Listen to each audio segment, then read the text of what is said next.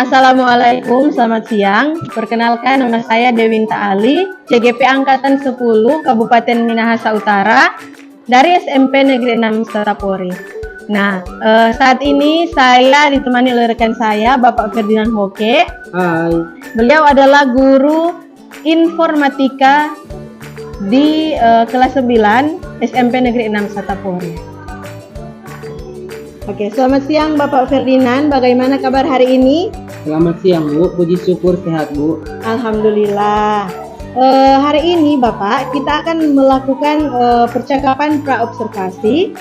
Sebelum nanti kita akan melaksanakan observasi di kelas ya Pak. Baik Bu.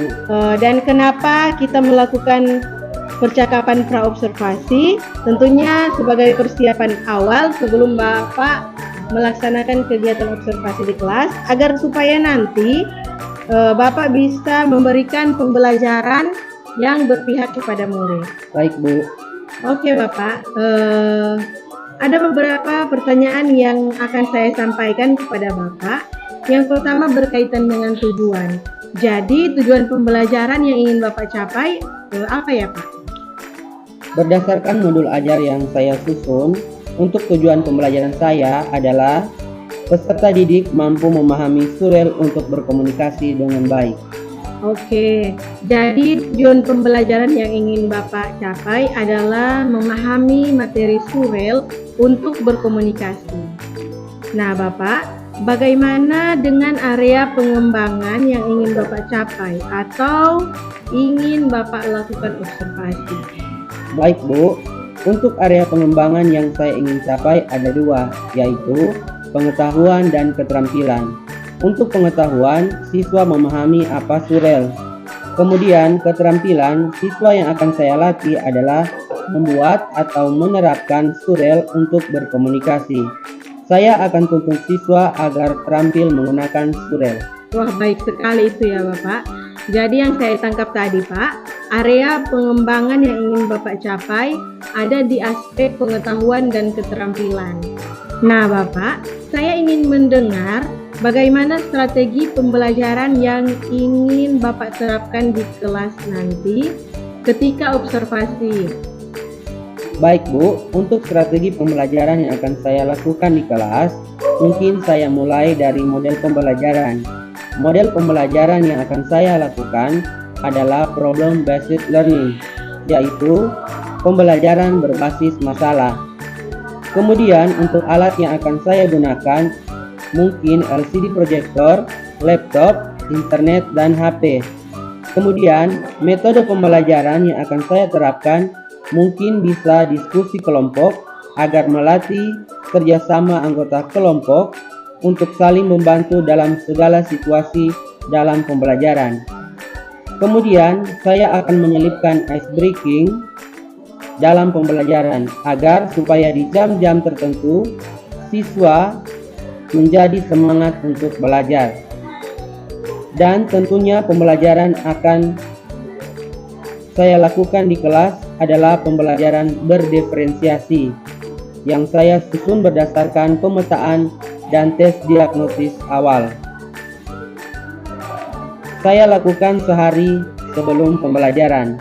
Pembelajaran berdiferensiasi ini saya integrasikan dengan pembelajaran sosial dan emosional. Oke, sangat baik sekali Bapak. Jadi yang saya tangkap tadi ya Pak, strategi pembelajaran yang akan Bapak lakukan di kelas selama observasi adalah pembelajaran berdiferensiasi diintegrasikan dengan pembelajaran sosial dan emosional, di mana pembelajaran menggunakan model pembelajaran problem based learning atau basis masalah. Kemudian metode yang akan Bapak pakai adalah metode diskusi kelompok, dan alat yang akan Bapak gunakan adalah sarana prasarana yang sudah tersedia di sekolah. Begitu ya Pak? Iya Bu. Nah, kemudian kira-kira kapan Bapak akan melakukan kegiatan tersebut Bapak? Baik Ibu Dewinta, kegiatan pembelajaran akan saya lakukan di hari Selasa. Kebetulan saya ada jam di hari Selasa pada jam 7 dan 8 di kelas 9. Oke, baik Bapak. Saya akan masuk di kelas Bapak pada jam ke-7 sampai dengan 8 di hari Selasa untuk melakukan observasi atau supervisi, di mana saya akan melihat dan mengamati, kemudian mencatat apa yang terjadi di dalam kelas selama supervisi dilaksanakan. Nah, Bapak, kemudian setelah selesai kegiatan supervisi, kita akan melakukan percakapan kembali, percakapan pasca observasi. Mungkin bisa ya, Pak? Iya, bisa. Baik, Bu. Oke, Bapak. Sampai jumpa hari Selasa di kelas untuk melakukan observasi. Semoga kegiatan observasi yang akan Bapak laksanakan akan berjalan dengan baik ya, Pak. Baik, Bu. Terima kasih. Oke, sama-sama, Bapak.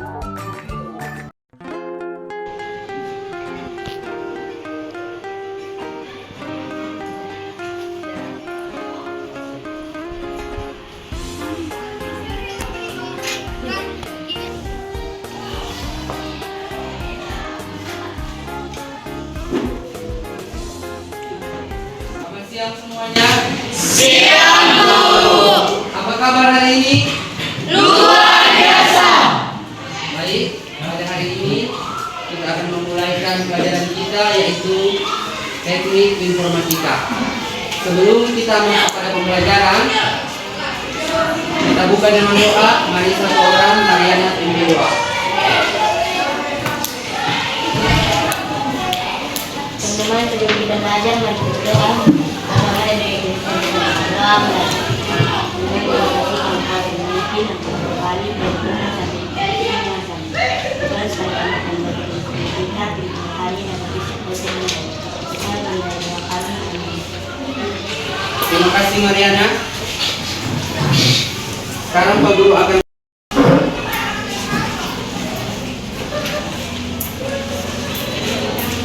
ya, pada saat ini ternyata kalian hadir semua. Berikan tepuk tangan. Nah, sebelum kita masuk pada materi, kita harus melakukan kesepakatan kelas.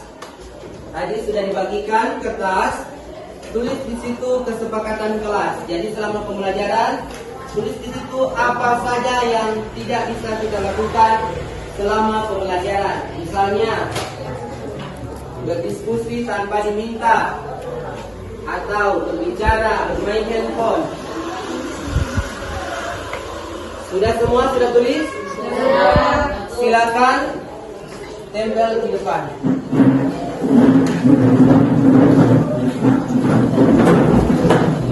Jika sudah, langsung kembali ke tempat duduk masing-masing. Tidak ada yang ketawa, kita pakai kelas.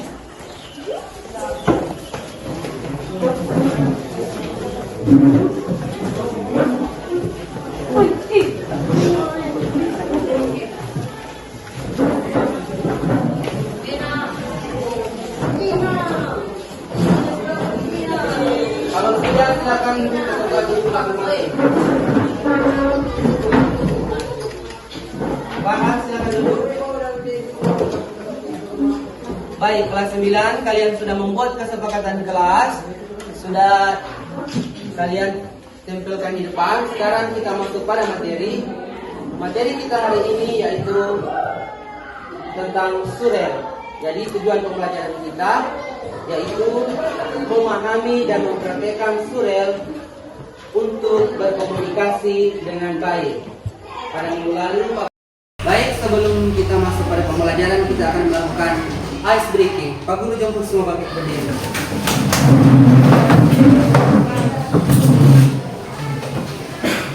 Ya, ice breaking kali ini kita harus konsentrasi. Apa? Konsentrasi. Konsentrasi. Perhatikan di depan. Ketika Pak Guru bilang konsentrasi, kalian tepuk tangan. Konsentrasi. Bisa? Bisa.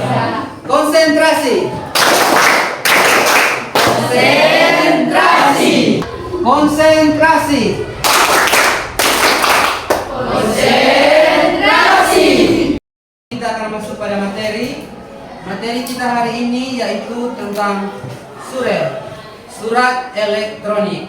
Perhatikan di depan semua. Hal yang pertama kita harus bahas adalah pengertian tentang surel. Bisa dilihat di LCD. Surel adalah surat elektronik atau email dalam bentuk komunikasi elektronik yang memungkinkan pengirim pesan teks dan lampiran digital antara pengguna melalui jaringan internet yang memiliki alamat email. Kemudian, setelah kita mengetahui surel, kita harus mengetahui sejarah terbuatnya surel, atau surel itu sejarahnya seperti apa. Kita lanjut. Jadi surat elektronik itu dimulai, Pak Guru juga belum lahir pada tahun itu. Tapi surat elektronik itu sudah ada sejak tahun 1960-an.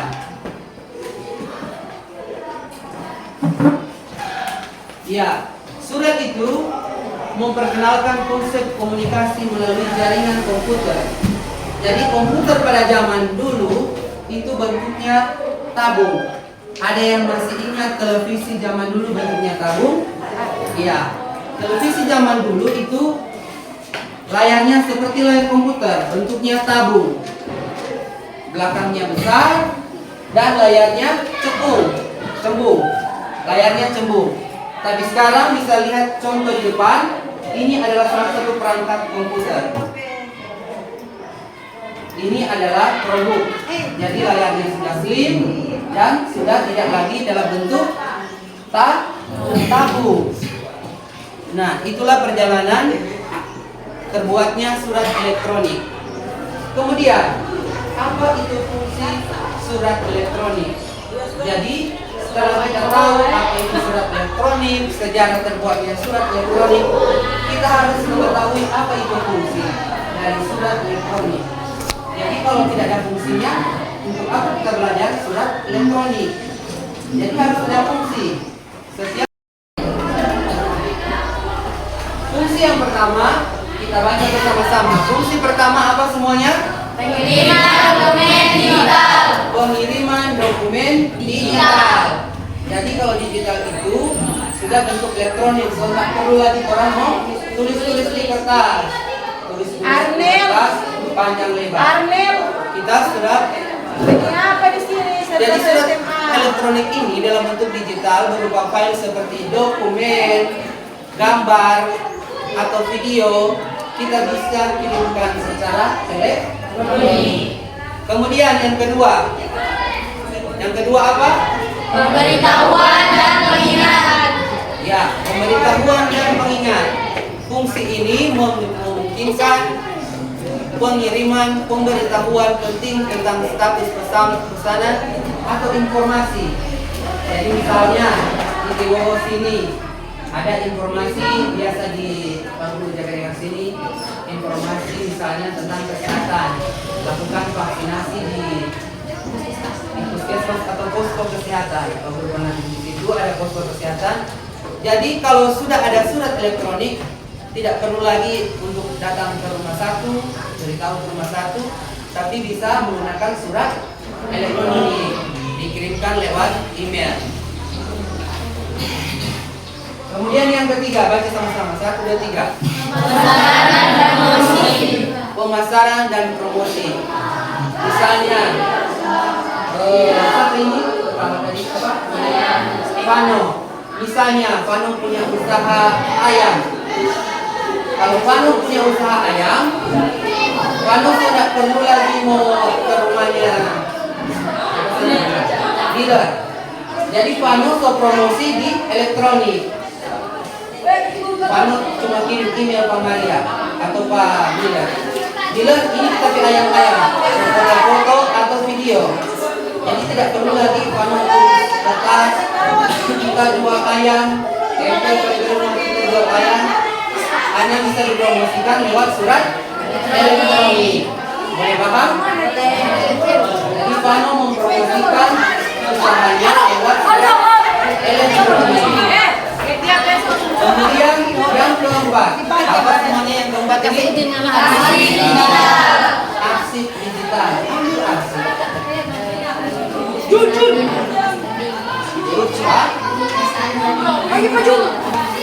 Junior. Jadi arsip itu dia, misalnya orang buat kalau kan orang bilang fotokopi akan satu. Jadi arsip itu adalah data simpanan. Jadi ini lebih baik, arsip adalah data simpanan. Jadi supaya atau data backup. Pernah dengar kata backup? Backup data. Simpan data atau backup data. Supaya data itu tidak hilang.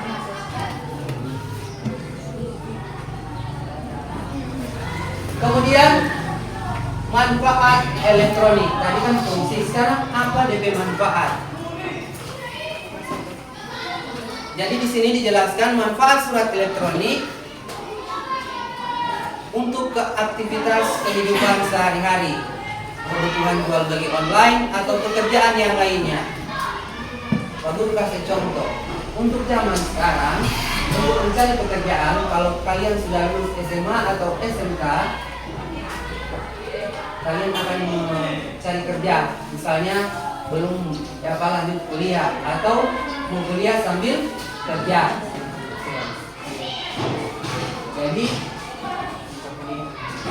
Jadi kalau mau cari kerja sekarang seperti Pak Guru berikan contoh, Pak Guru punya adik itu melamar di perusahaan itu di Trakindo, tahu Trakindo? Penyedia alat berat, Trakindo, operator, laki-laki itu. Kalau perempuan lebih hebat. Trakindo itu penyedia alat berat, misalnya loader itu, alat berat, alat ekskavator. Jadi untuk melamar di Trakindo itu tidak perlu lagi orang mau bawa kertas seperti ini, bawa ijazah. Selamat siang, waktu itu Trakindo yang ada di Maumbi, ada di Manado. Jadi Trakindo itu membuka lowongan pekerjaan hanya melalui link atau website. Jadi orang mengirimkan surat permohonan untuk pelamaran kerja, orang hanya foto orang ke ijazah, orang ketik orang ke surat lamaran atau CV. Tahu CV? CV, apa kepanjangan CV? CV itu kurikulum vitae. CV.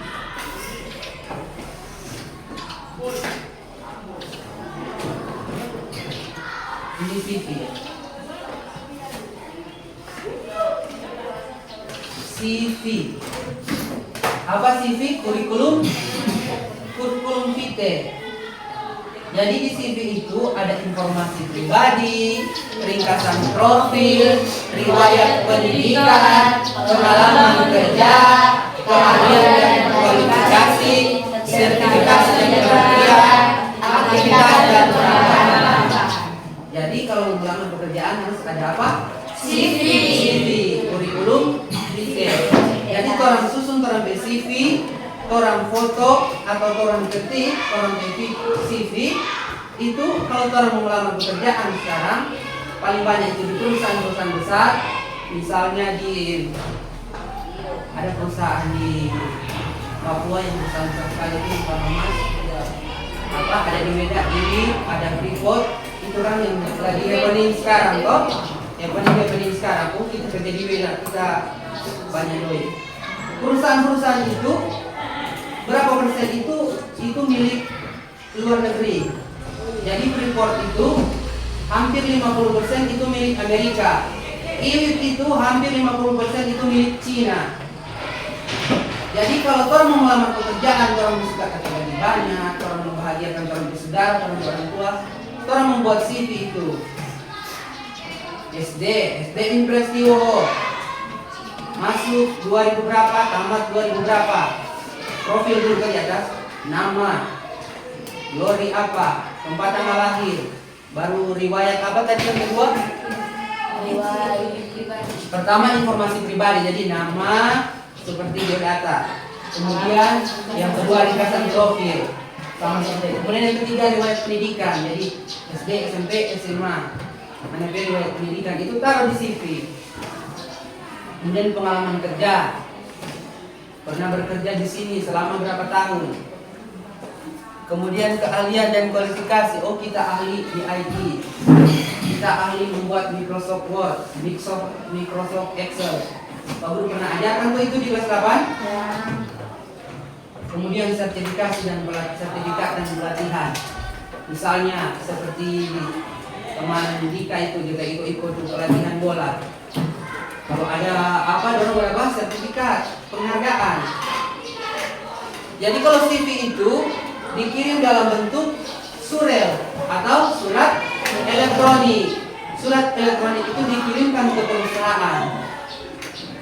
Jadi untuk zaman sekarang orang harus tahu itu perkembangan teknologi dan informasi, terutama dalam materi hari ini yaitu tentang surel.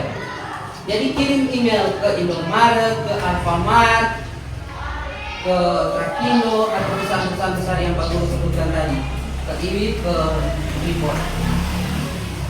Kemudian lanjut, itu adalah manfaat dari surel. Itu lebih contohnya, misalnya manfaatnya untuk orang melamar pekerjaan. Itu yang paling orang tujuan utama supaya orang tidak jadi pengangguran, mabok-mabok di kampung. Itu makanya orang belajar tentang surel supaya kamari-kamari pas lulus SMA atau lulus kuliah melamar pekerjaan bikin apa kita CV, bikin apa kita surat lamaran kerja dalam elektronik. Tuh, nah kalau tulis karena mau biar tulisan bagus, tapi harus dalam bentuk elektronik. Kalau perusahaan minta kirim di email, itu dalam bentuk surel atau surat elektronik, dikirim lewat email. Nah, kemudian cara membuat surel. Yang pertama, pilih platform email. Platform email yang paling banyak Pak Guru temukan Pak Woni, platform email apa? Pakai apa? Apa? Google. Singkatannya Gmail. Ya, paling banyak tentang Gmail. Jadi ada Yahoo Mail. Kalau Pak Guru dulu masih tahun 2010 waktu masih kuliah, belum top Gmail. Pak Guru akun dinanoke@yahoo.com. Jadi pakai Yahoo dulu. Tapi seiring waktu Gmail Google lebih berkembang sehingga Pak Moni zaman sekarang ini pakai Gmail, pakai Google email. Kemudian membuat akun. Jadi buat akun, kemudian login ke akun. Biasanya Moni pakai apa kalau mau login ke akun? Pakai apa? Jaga konfirmasi. Ya, satu paspor, konfirmasi di mana? Di nomor handphone, toh? Jadi isi tuh itu toh? Kemudian buat pesan baru, isi alamat tujuan, misalnya www.farhan@yahoo.com, www.gloria@gmail.com. Ini kan so ada akun toh, akun belajar. Nanti dibagikan ulang. Nanti orang kasih contoh. Kalau kasih contoh, kalau mau kirim email, perhatikan kawan. Ini Pak Guru email. Email ini email akun belajar. Ini jadi contoh. Jadi yang ini perhatikan semua. Yang ini dia khusus untuk guru SMP. Informasi tentang tampilan baru Canva.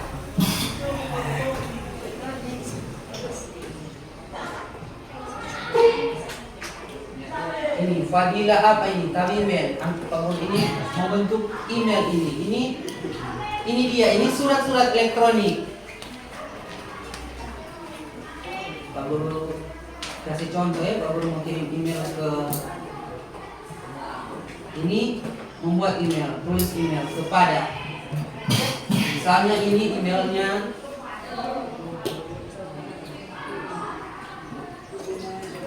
Sini dulu ya. Pak Guru ke email pribadi. Yang cuma itu yang baru ini.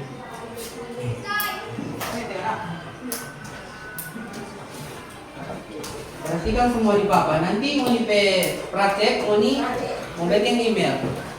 Ini Pak Guru email kan sudah apa? Perhatikan Dika, perhatikan di depan. Jadi pertama, orang mau cari alamat email, tujuan email. Kalau di sini ini Pak Guru email. Itu email pribadi. Yang email yang dipakai di Chromebook ini email akun sekolah atau akun belajar. Kemudian subjek itu judul, misalnya minta tolong. Kemudian ini nih surat, ini DP isi tentang apa? Misalnya minta tolong lupa password. Perhatikan ini jadi contoh. Ini langsung contohnya apa ini? Tidak perlu mau jelaskan lagi bagaimana. Minta tolong lupa password. Nah, sesudah itu kan tadi dibilang toh boleh sisipkan gambar, boleh sisipkan emoticon, ada pilihan bawah sini, boleh sisipkan video, foto dan lain-lain. Misalnya orang sisipkan ini apa? Emoji. Emoji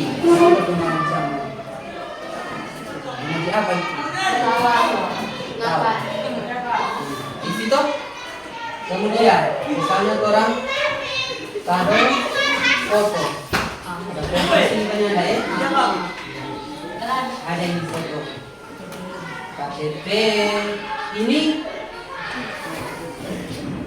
Kalau yang ini, lihat ini yang warna biru ini.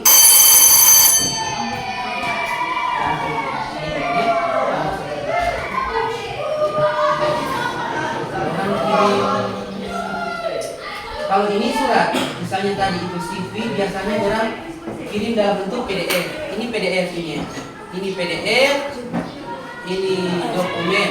Misalnya orang kirim yang ini, sisipkan. Nah, ada terus ini toh, coba sisipkan gambar atau foto. Kalau kau ada mengambil foto sih, ada foto ada. Karena Pak Guru pernah foto untuk AMBK. Andika, ada sumber belajar, ada yang foto sini Pak Guru. Pak Guru suka ambil foto. Pak Guru pernah foto misalnya. Toh, ini siapa? Ismail. Ini siapa? Bukan. Ini siapa? Wano. Ini siapa? Ini siapa? Ini siapa? Ini siapa? Ini siapa? Jawab nantikan di depan 30 menit.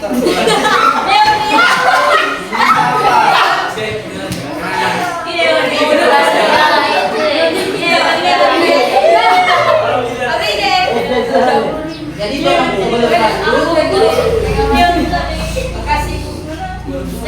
sebelum kita lanjut, ini yang dinamakan arsip. Simpan data. Ini adalah arsip. Jadi karena Pak Guru operator di sekolah, Pak Guru harus ada arsip menimpa foto. Mau dimasuk sekolah, Pak Guru ada arsip supaya kalau diminta dari dinas atau diminta dari kepala sekolah, Pak Guru ada arsip menimpa data. Bukan cuma foto, data ya. Itu ya, kalian lihat misalnya orang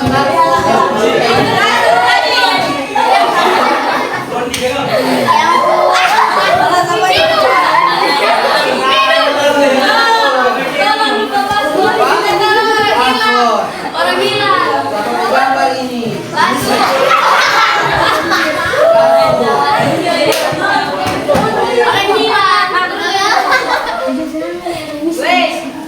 ini serunya orang belajar tentang kemudian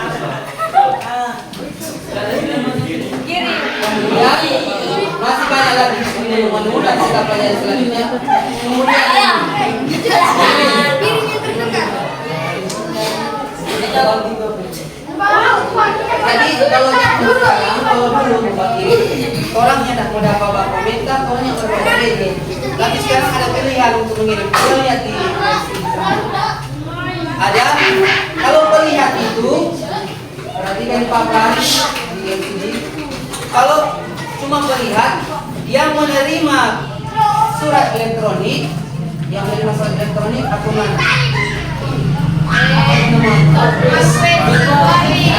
Itu adalah menerima surat elektronik. Yang mengirimkan surat elektronik akun mana? Akun belajar. Ada akun belajar ID. Itu pengirim, penerima ini akun. Jadi kalau melihat, orang mau klik cuma melihat email yang dikirim ini yang tadi itu yang saya mau foto itu hanya boleh dilihat.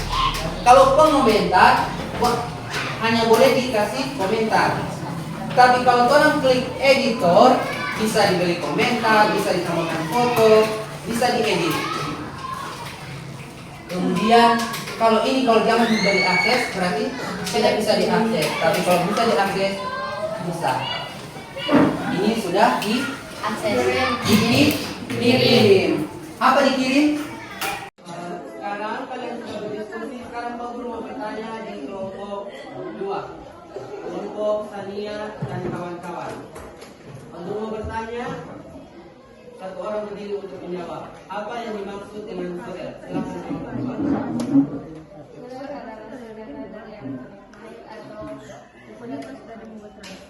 Ya, berikan tepuk tangan kepada kelompok. Jadi pembelajaran kita hari ini tentang materi surel, yaitu surat elektronik. Artinya kita harus menggunakan elektronik dengan baik dan benar. Contohnya WA. Ketika kita mengirimkan surat elektronik WA kepada guru, kita harus menggunakan kata-kata yang baku, baik dan sopan.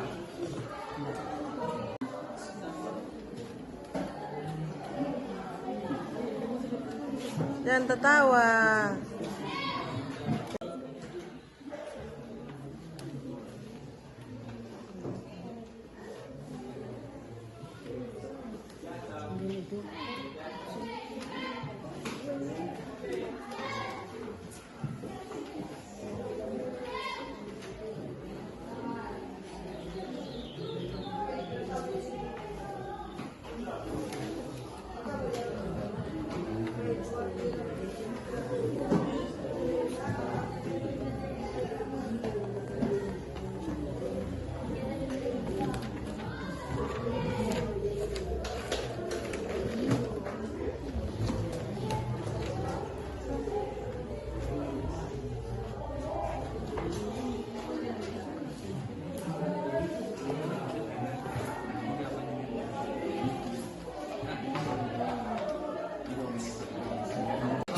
Sekarang kalian sudah berdiskusi. Sekarang Pak Guru mau bertanya di kelompok 2, kelompok Sania dan kawan-kawan. Pak Guru mau bertanya, satu orang berdiri untuk menjawab. Apa yang dimaksud dengan surel? Silakan kelompok 2.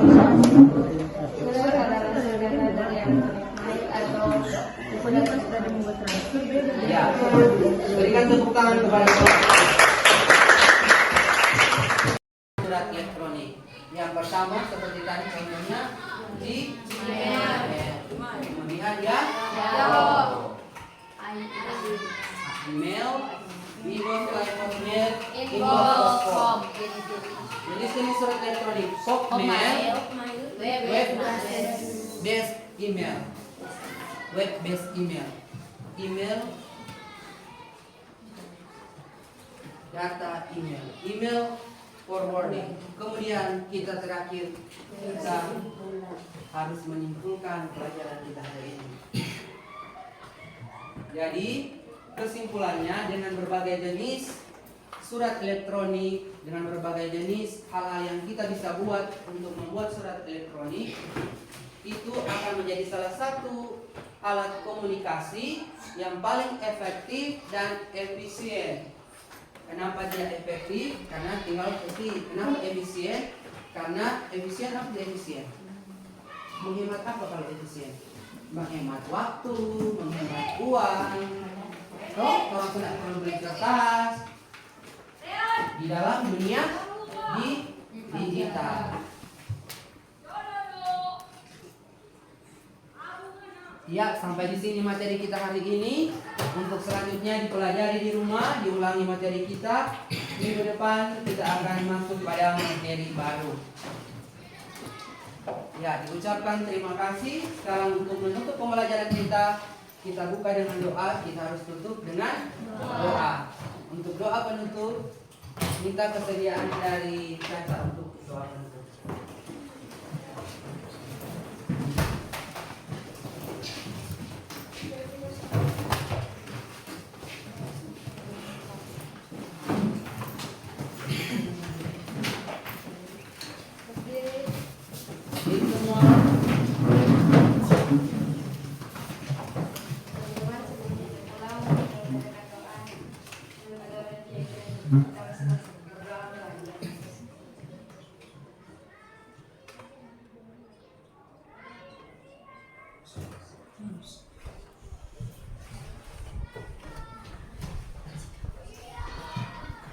Berdoa selesai, sikap bersama.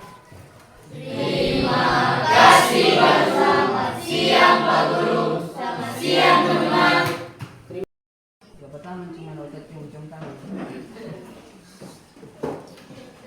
Terima kasih, selamat siang. Terima kasih, selamat siang. Selamat siang. Selamat siang. Selamat siang. Selamat siang. Hati-hati.